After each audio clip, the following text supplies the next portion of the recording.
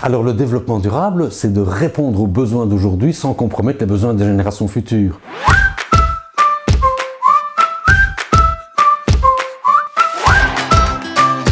Si agir pour l'environnement est capital pour garantir le bien-être des générations futures, c'est aussi un engagement primordial pour améliorer nos conditions de travail et assurer la pérennité de nos entreprises.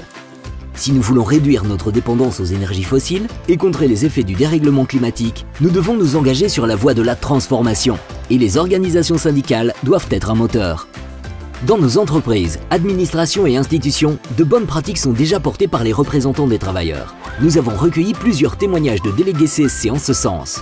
Question: comment vérifier si un projet syndical s'inscrit dans le développement durable? Pour satisfaire nos besoins, donc, on a besoin d'une certaine richesse. Et en fait, on a une richesse environnementale, une richesse sociale et une richesse économique. On appelle ça des capitaux. Alors dans le capital environnemental, on a clairement le gaz, le pétrole, le bois, la viande pour satisfaire nos besoins. Ce sont les ressources. Attention, on a aussi le climat qui doit rester propre. Donc parfois, mettre des polluants dans une ressource, c'est diminuer les ressources. Et puis on a aussi la biodiversité. Alors, dans le capital économique, on a bien sûr l'argent. Plus on a d'argent, plus on sait satisfaire ses besoins. Mais on a aussi les infrastructures et le réseau économique.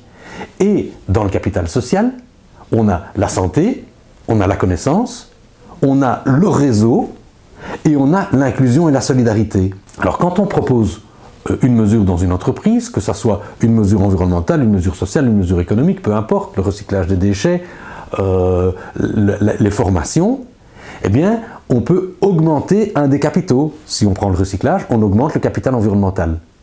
Par contre, ce qui serait dommage, c'est qu'en augmentant le capital environnemental, on réduise les autres capitaux. Donc, quand on propose une mesure dans une entreprise, on veille à regarder l'impact sur les deux autres capitaux.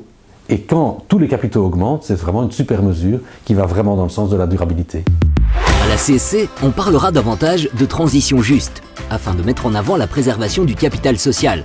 En clair, la transformation doit s'opérer dans l'intérêt des travailleurs et du bien commun.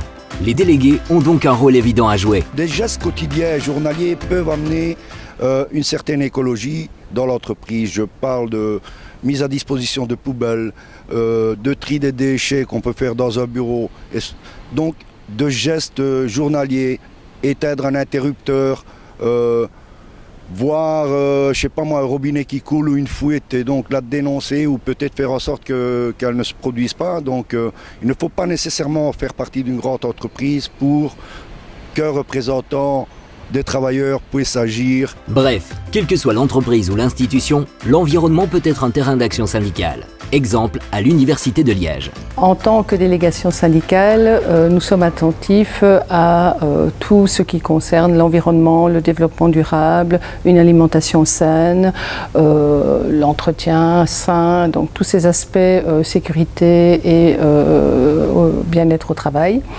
Et donc nous sommes impliqués au niveau du CPPT, nous sommes présents au niveau du CPPT, où nous donnons effectivement des avis et des idées aussi, parce qu'il n'y a pas que des avis par rapport à des propositions, mais aussi des idées. Au niveau du restaurant, nous sommes présents au niveau du conseil d'administration du restaurant et dans ce cadre-là, on a proposé un certain nombre d'idées, éviter les déchets, limiter au maximum les déchets, que ce soit au self, mais aussi dans les réceptions, et aussi mettre en place un circuit court, mettre en place une alimentation plus près de la ferme, et donc on intervient au niveau des marchés publics pour donner notre avis et recommander un certain nombre d'éléments par rapport à l'alimentation pour les travailleurs et pour les étudiants.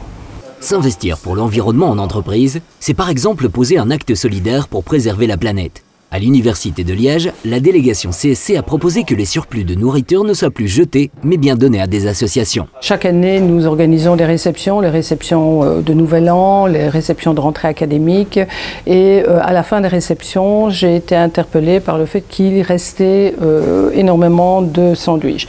Et donc, lors du CA des restaurants, j'ai demandé que ces surplus soient offerts à des associations. l'alimentation.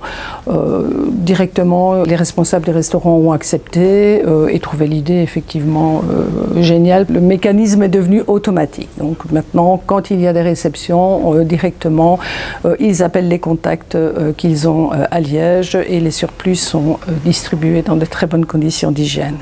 Bien vivre ensemble est une condition de développement durable. Il est donc essentiel d'être à l'écoute des collègues. En tant que délégué, évidemment, on doit être partie prenante dans tout ce processus. On doit être évidemment à l'écoute des travailleurs, les entendre quand ils nous signalent que l'alimentation n'est pas bonne, quand ils ont constaté que les allergènes n'étaient pas signalés, quand ils constatent qu'il y a des déchets. Et à partir de ça, nous, en tant que notre équipe syndicale, on interpelle l'administrateur, notamment lors du CPPT, mais aussi lors du conseil d'administration des restaurants. Et puis on a aussi évidemment au niveau du conseil d'administration, puisqu'on est présent en plus comme représentant du personnel au niveau du conseil d'administration. Donc on a différents endroits où on peut interpeller, où on peut demander un certain nombre d'éléments. Alors bon, évidemment, on n'obtient pas tout, mais on demande et on finit par avancer puisque aujourd'hui, on a un cahier des charges qui est très près des demandes. S'occuper de la mobilité, c'est également agir en faveur du développement durable, tout en se préoccupant du bien-être des travailleurs et des impacts sur l'entreprise. L'équipe CNE du CHC, le centre hospitalier chrétien, l'a très bien compris. Elle a développé une cellule mobilité d'abord au sein de la clinique Sainte-Élisabeth à Heusies et ensuite sur l'ensemble des sites CHC. La CNE a demandé si quelqu'un était intéressé par la mobilité. J'ai répondu par l'affirmative et nous avons pu développer alors un groupe de mobilité au sein de la CNE. Dans notre petit groupe mobilité Sainte-Élisabeth, nous sommes 4 infirmiers et infirmières qui nous investissons comme ambassadeurs à différents niveaux pour développer cela au mieux. Sous l'impulsion de ce groupe syndical, Sainte-Élisabeth a été labellisée Tous Vélos Actifs et choisie comme projet pilote par la région wallonne. Ceci a notamment permis l'acquisition de 3 vélos électriques et l'aménagement d'un garage vélo dans l'ancienne morgue de la clinique. L'initiative syndicale eusitoise a été étendue à l'ensemble des sites du centre hospitalier chrétien avec la création d'une cellule mobilité CNE Intersites pour ouvrir une réflexion globale sur la politique de mobilité de l'entreprise. Au sein de la CNE Mobilité, nous avons aussi poussé à ce que la direction du CHC puisse nommer un Mobility Manager qui puisse également chapeauter toutes sortes d'actions parce que nous étions évidemment, nous, à un moment donné, empêchés de continuer à se développer par des aspects financiers, par des aspects de temps. Le projet de regroupement des cliniques Saint-Joseph-Liège, Saint-Vincent-Recourt et l'Espérance-Montenier dans un seul bâtiment, le Mont-Légia, constitue une belle opportunité pour installer de nouvelles pratiques de mobilité. L'équipe CNE a saisi la balle au bond. Le déménagement du Mont-Légia, c'est vraiment une très belle occasion de revoir un petit peu sa façon de se déplacer, d'encourager les travailleurs à utiliser d'autres moyens, que ce soit le vélo, la voiture, les transports en commun, et de changer ses habitudes. Mais ce n'est pas tout de vouloir changer les habitudes, il faut être accompagné, il faut pouvoir mettre des choses en place. Donc il y aura les tests de vélo, l'aide au niveau du covoiturage, on est en train aussi de pouvoir informer au niveau des itinéraires possibles, de tout ce qui est multimodalité, donc venir en train, puis se déplacer en vélo, voilà. Donc il y a pas mal de choses qui se mettent en place et on a obtenu finalement d'être entendu au niveau de la direction et de travailler de pair avec elle pour pouvoir avancer dans pas mal de domaines. La qualité de l'air constitue un autre enjeu du développement durable. Pour améliorer la qualité de l'air dans les classes, la CSC a proposé à 5 écoles de participer à une expérience pilote. Elle a mis à leur disposition des boîtiers qui évaluent le niveau de CO2, la température et l'humidité dans les classes.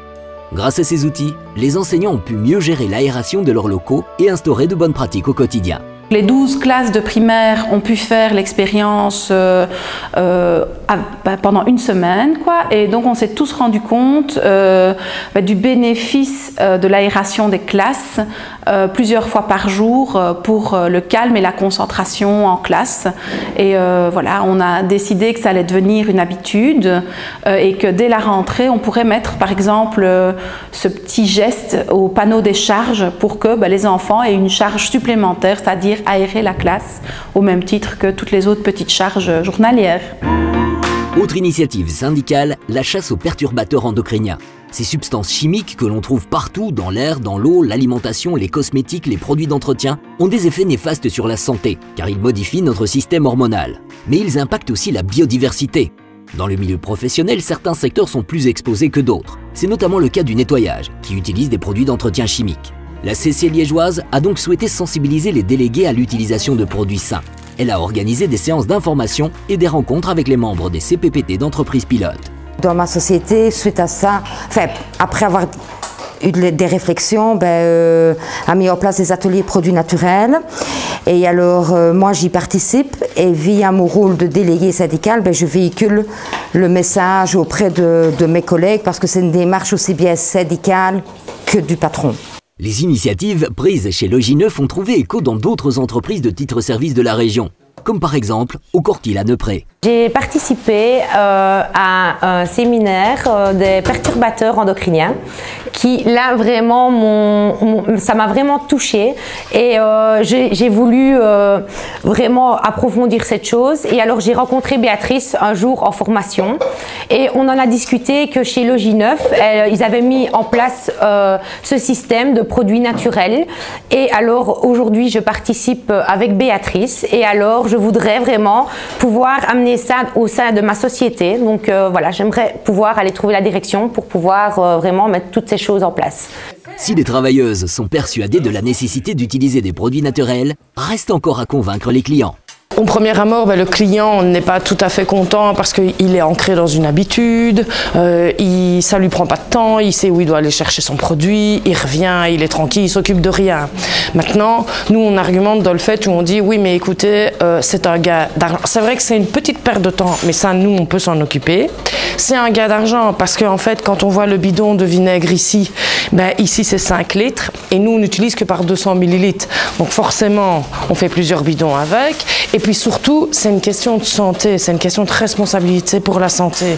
Moi, je suis désolée, mais l'anticalcaire et tous ces produits nocifs, je ne veux plus les utiliser. Si je me responsabilise, je responsabilise mes enfants et je responsabilise tout mon entourage. Donc, je ne vois pas pourquoi je ne pourrais pas responsabiliser mes clients, puisque je travaille chez eux. Donc, c'est tout à fait... Donc, au début, les clients sont un petit peu... Ça leur prend, on change leur habitude et ça personne n'aime, mais à la fin, au bout du compte, ils y trouvent leur compte, j'y trouve le mien et puis voilà. La communication et l'information en matière d'environnement sont primordiales. Chaque année, l'entreprise Chaudfontaine organise une semaine consacrée aux bonnes pratiques en matière de développement durable. Et ceci en partenariat avec les organisations syndicales. Elle consiste en quoi? Sensibiliser le personnel à l'économie de fuel ou d'essence pour venir travailler. Je vous donne un exemple, on donne des informations au personnel qui le désire sur le parking à véhicule personnalisé sur la pression des pneus. Ce qui vous permet d'économiser pas mal de carburant sur l'année dans laquelle vous travaillez. Puis il y a aussi, on a déjà invité dans l'entreprise des compagnies de distribution en électricité. Donc on influence les gens à aller vers une énergie verte et un fournisseur raisonnable en matière de prix et d'écologie. Ce qui a aussi, nous mettons à disposition des produits locaux comme des fruits, des paniers fruits à la disposition du personnel, puisque c'est l'écologie, l'énergie et en même temps la santé qui sont abordés dans cette semaine-ci. Sur base volontaire, les travailleurs de l'entreprise Calidi Fontaine participent aussi à la semaine européenne de réduction des déchets. Le personnel fait toutes les berges de la Vesdre et récupère toute une série de déchets. La pollution liée aux déchets plastiques impacte tout notre écosystème. Et comme le meilleur déchet est celui que l'on ne produit pas, l'Institut Sainte-Marie à Huy, sous l'impulsion du CPPT, a remplacé les gobelets jetables par des mugs. Le CPPT avait organisé une enquête au niveau de la qualité du café, où on a vu qu'en fait le café était de qualité convenable pour les professeurs, mais ce qui marquait très fort l'enquête, c'est que beaucoup de professeurs étaient déçus de l'utilisation vraiment énorme de gobelets en plastique. Du coup, on a trouvé une solution qui était ces mugs, qui étaient personnalisés. En fait, cette opération a permis de supprimer totalement les gobelets en plastique dans notre école, une école de plus ou moins 1300 élèves, et donc on arrivait à une consommation par jour de 2000 gobelets, donc ce qui était vraiment très important. Donc ces gobelets étaient utilisés à la fois par les professeurs dans la salle des profs, et donc là on utilise maintenant des mugs, mais ils étaient aussi utilisés par les élèves puisque nous disposons de 2 fontaines à eau dans l'école, et donc là on a fait une opération gourde. Et donc les gourdes ont remplacé les gobelets, et à l'avenir nous poursuivons notre démarche, puisque pour les activités extrascolaires et autres, donc les soupers et autres activités que l'école peut organiser, on a commandé des gobelets réutilisables qui passent en machine et qui donc vont être vont pouvoir remplacer tous les gobelets en plastique. Et si on faisait disparaître la notion de déchets? C'est ce que propose le concept d'économie circulaire, sans doute une solution environnementale pour transformer nos modèles de production. Alors l'économie circulaire en entreprise, c'est quelque chose d'assez simple. L'économie, on extrait des ressources, des matières, on fabrique des produits, puis on les vend, et puis on les utilise, et puis on les jette. Ça, c'est ce qu'on appelle l'économie linéaire. Aujourd'hui, face aux enjeux climatiques, de réchauffement, d'urgence climatique, les entreprises doivent se transformer. Une des manières qui, à mon sens, la plus efficace, c'est d'aller vers de l'économie circulaire. Pourquoi? Parce que les études montrent qu'une économie, par exemple, 100% circulaire permettrait de réduire les émissions de CO2 de 72%, ce qui est énorme. Et ce qui, au fond, quand on parle de problème environnemental, de réchauffement climatique, le problème c'est quoi? C'est les émissions de CO2. C'est ça le problème. C'est là-dessus qu'il faut travailler.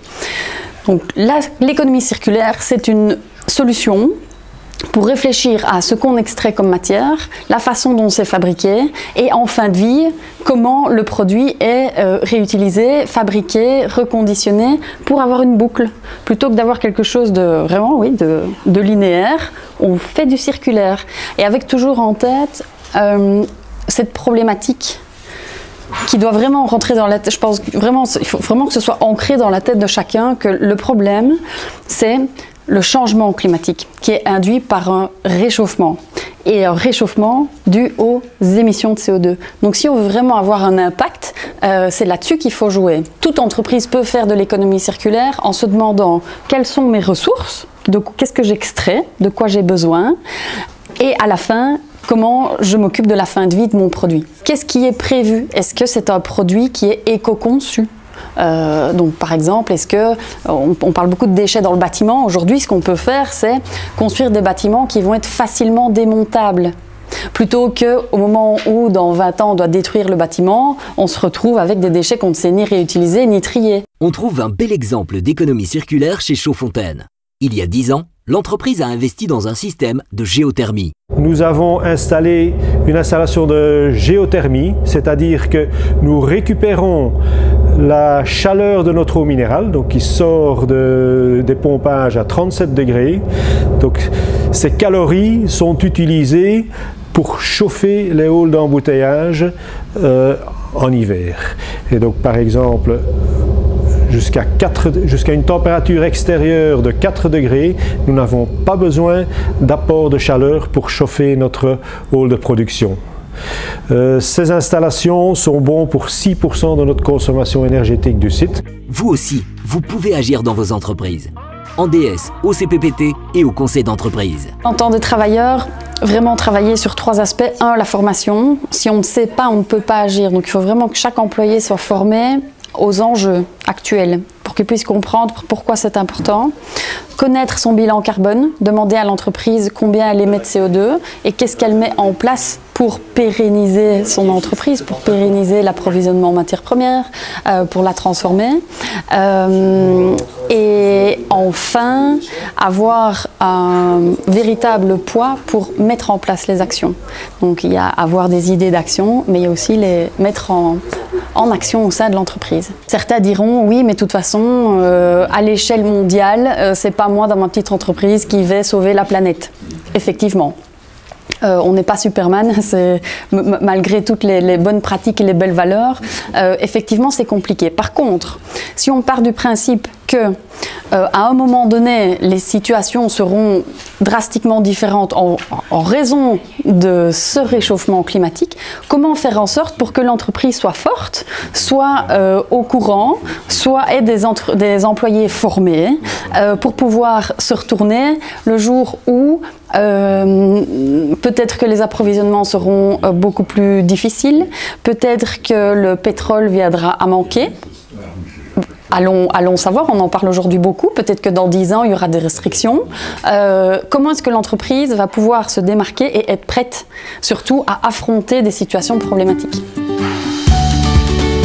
Aujourd'hui, ma plus grande fierté, c'est la philosophie qui est entrée dans l'esprit de tous les travailleurs du site de Chaudfontaine pour la pérennité et l'avenir de nos enfants, je vais dire. Donc je vais assez loin pour expliquer que les mesures qui sont prises au niveau de l'environnement ont beaucoup d'importance pour tous les travailleurs du site. Tout le monde allait en bénéficier, aussi bien nous en tant que professeurs d'avoir des élèves devant nous peut-être plus concentrés ou en tout cas qui avaient l'air plus éveillés, et nous-mêmes lorsqu'on reste en classe d'arriver dans une classe où l'air voilà, est meilleur. Les clients qui participent, on les voit en dehors du travail. On n'est plus chez eux pour travailler, on est là pour confectionner quelque chose. C'est aussi ça donne une autre relation avec le client. Moi, la fois où je l'ai fait, la première fois, j'ai 2 dames chez qui je travaille qui sont venues. Voilà, en plus, elles étaient à une table, moi j'étais à une autre, et puis il y avait des regards qui je trouvais ça chouette, quoi. Développer la mobilité demande beaucoup de temps, mais il ne faut pas hésiter à s'y lancer et savoir qu'on n'est rien tout seul et qu'il y a toute une équipe derrière nous. L'équipe CS Series est à vos côtés.